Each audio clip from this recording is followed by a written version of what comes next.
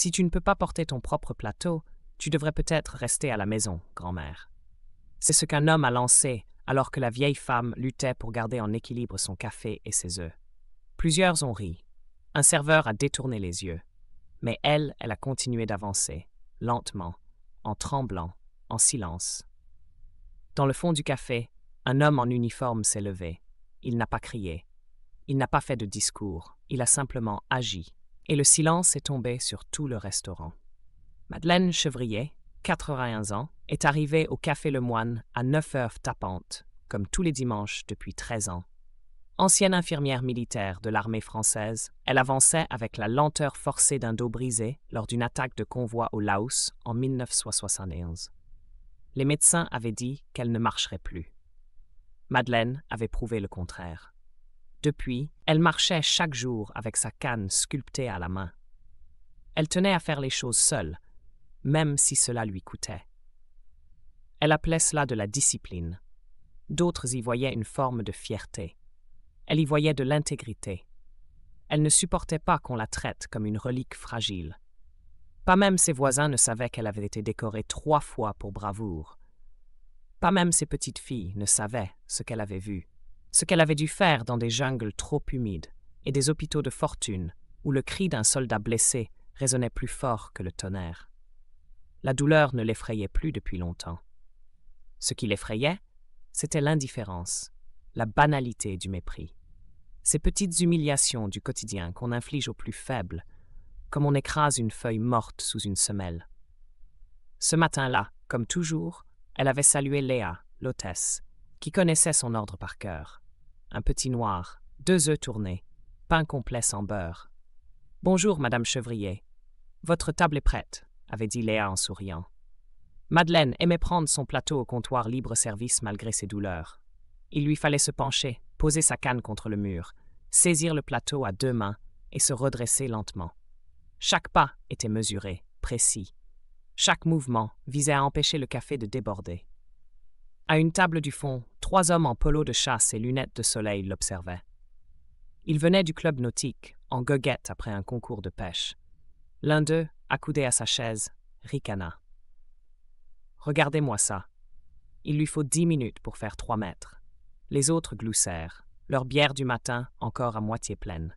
Ils n'étaient pas particulièrement jeunes, ni particulièrement vieux. Le genre d'homme à se croire invincible parce qu'ils n'ont jamais eu à plier devant une douleur plus grande qu'une crampe ou un mal de dos passager. Ils voyaient en elle une caricature, pas une personne. Une silhouette à moquer entre 2 bouchées, pas une femme avec une histoire. Madeleine ne réagit pas. Elle gardait les yeux sur la table près de la fenêtre, sa préférée. La lumière y tombait doucement sur ses épaules, réchauffant les douleurs qu'aucun médicament ne calmait plus vraiment. Elle avançait. Un pas, une pause, une respiration. Et quand elle passa près de leur table, un autre lança plus fort cette fois. Elle fait semblant de boiter pour le rabais militaire, c'est sûr. Le brouhaha du café s'atténua légèrement.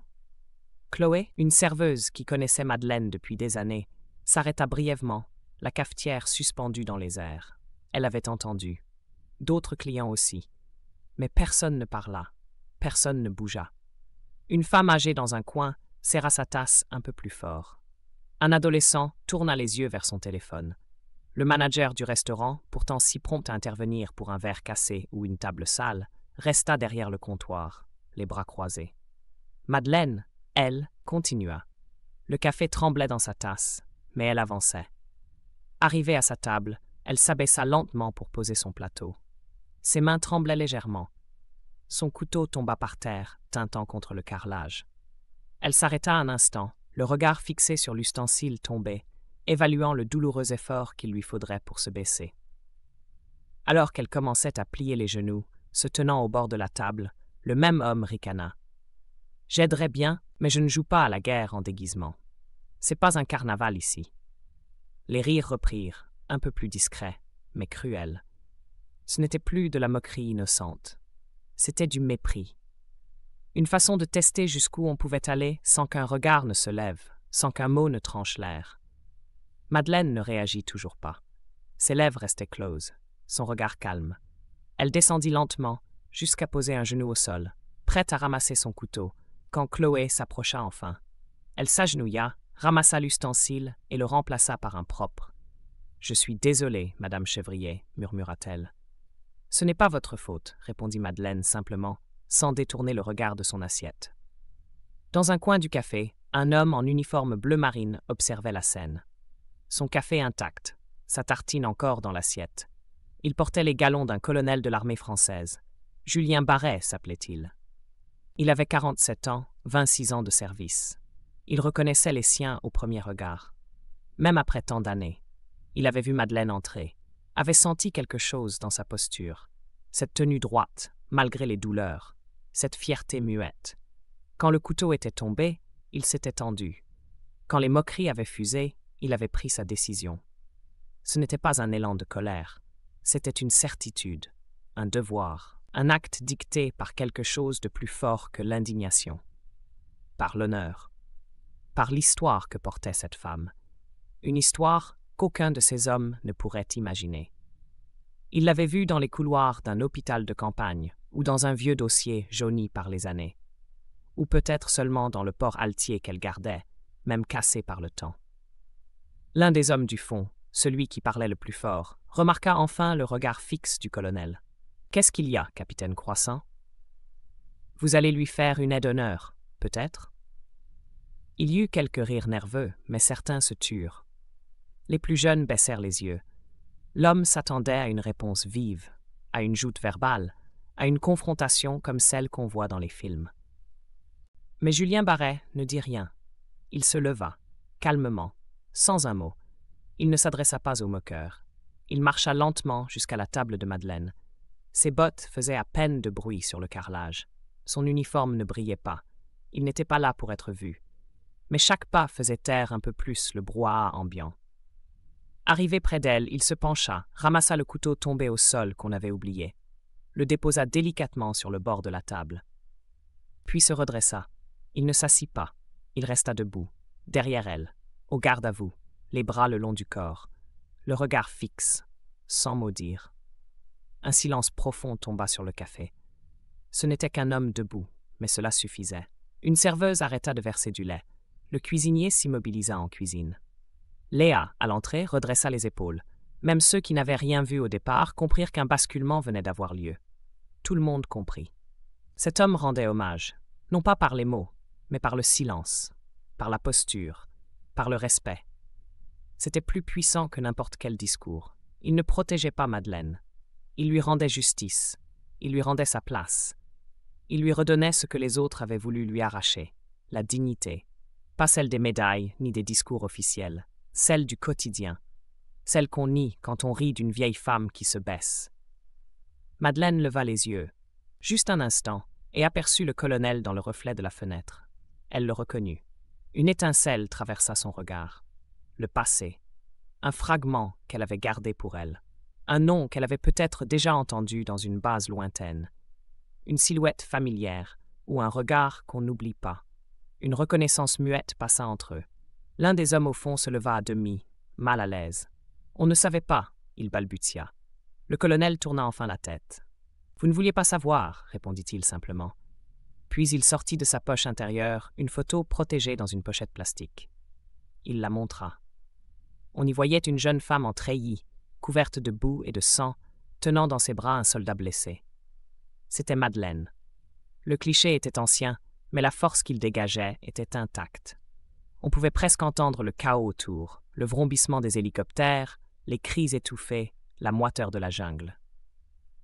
Cette image tenait tête au temps. Le colonel déclara alors d'une voix ferme « Cette femme m'a sauvé la vie en 1972, près de Savannakhet. 3 kilomètres à travers la jungle, une balle dans la jambe, et elle m'a porté. Grâce à elle, j'ai eu une famille. Grâce à elle, je suis vivant. » Sa voix, grave et vibrante, ne tremblait pas. Elle portait. Chaque mot tombait comme un rappel, une gifle douce mais ferme à ceux qui avaient ri quelques instants plus tôt. L'émotion était là, sans larmes, sans effet, juste une vérité nue, qui ne demandait ni débat ni justification. Le café entier était figé. Même les bruits familiers, les tasses qui s'entrechoquent, le ronronnement de la machine à expresso, semblaient s'être dissous. Plus un mot, plus un rire, juste cette photo, ce témoignage, cette femme. Julien se tourna vers Chloé. « J'aimerais régler l'addition de Madame Chevrier, dit-il. Puis il ajouta à voix haute, « Et j'aimerais que tout le monde ici sache que ce café, pour nous, militaires, sera toujours sa maison. » Ce ne fut pas un cri. Ce ne fut pas un ordre. C'était une déclaration, une ligne tracée dans le sol, un repère, un serment. Le propriétaire, Monsieur Lemoine, sortit de son bureau à l'arrière. Il avait tout vu sur les caméras. Depuis plusieurs minutes, il regardait, pétrifié, incapable de détacher les yeux de l'écran. Il s'approcha, le visage pâle mais résolu. « Madame Chevrier, dit-il doucement, j'aimerais vous demander une chose. Puis-je baptiser cette table à votre nom ?» Madeleine hésita. Son regard allait du colonel au propriétaire, puis à son assiette, comme si elle cherchait une échappatoire. « Il n'y a pas besoin de ça, dit-elle. »« Si, il y a besoin, insista-t-il. Certaines choses méritent d'être gravées. Et cette phrase resta suspendue dans l'air. Elle n'appelait aucune contradiction. Elle s'imposa. Il se tourna vers les hommes qui l'avaient moqué. « Messieurs, je pense qu'il est temps de régler votre note. » Le silence bascula. Celui qui avait parlé de déguisement se leva, les épaules basses, la bouche sèche. Il s'approcha. Il ne savait plus très bien comment poser ses mains, ni où regarder. « Madame, ce qu'on a fait est impardonnable. » Elle le regarda un instant, longtemps, sans colère, sans pitié non plus. Un regard droit, lucide, qui ne cherchait pas à humilier, mais à peser la sincérité. « Vous avez déjà présenté vos excuses. Pas comme il faut. » Il baissa les yeux. Elle soupira. « Alors asseyez-vous un jour avec moi, avant de rire derrière mon dos. Vous apprendrez peut-être quelque chose. » Et ce fut dit sans amertume, sans grandeur affichée, juste avec une droiture, une exigence simple. « Si tu veux comprendre, assieds-toi. Écoute. Regarde autrement. » Le dimanche suivant, Madeleine entra comme d'habitude, ni plus droite, ni plus fière, identique, constante. Mais quelque chose avait changé autour d'elle. Au-dessus de sa table, une plaque de laiton brillait, réservée pour sergent Madeleine Chevrier, toujours debout. Elle s'arrêta un instant, la lutte, puis s'assit. En dessous, le cadre contenant la photo du colonel, posé derrière une vitre comme une balise, une mémoire fixe. Les hommes de la semaine précédente étaient revenus, plus sobres, plus calmes. Ils se levèrent en la voyant, pas pour se moquer, pour la saluer. Un hochement de tête, un signe, une tentative de rattraper. Un jour, un jeune homme entra, cheveux courts, épaules voûtées. Il s'installa au comptoir, dos tourné au monde. Madeleine le regarda, puis se leva. Elle alla s'asseoir à ses côtés. Il voulut se lever, par politesse ou gêne, mais elle posa doucement une main sur son avant-bras. « Restez. Je n'ai pas l'intention de vous déranger. » Il resta, puis parla, de ce qu'il avait vu, de ce qu'il n'arrivait plus à voir sans trembler, de ce qui le réveillait la nuit. Les dimanches prirent une autre teinte. Le café devint un refuge, une forteresse douce, silencieuse. Même ceux qui n'étaient jamais allés au front sentaient que quelque chose s'y vivait, de vrai, de dur et de tendre à la fois. On y entrait sur la pointe des pieds. Le maire en entendit parler. Il vint un matin. Il salua Madeleine. Elle lui répondit avec courtoisie, sans se lever. Il proposa un hommage, une cérémonie. Elle refusa. « Les vivants n'ont pas besoin de statues, dit-elle. Ils ont besoin de place, de temps et de café chaud. » L'hiver arriva. Madeleine continuait de venir. Plus lentement, son pas plus prudent. Mais elle était là, toujours.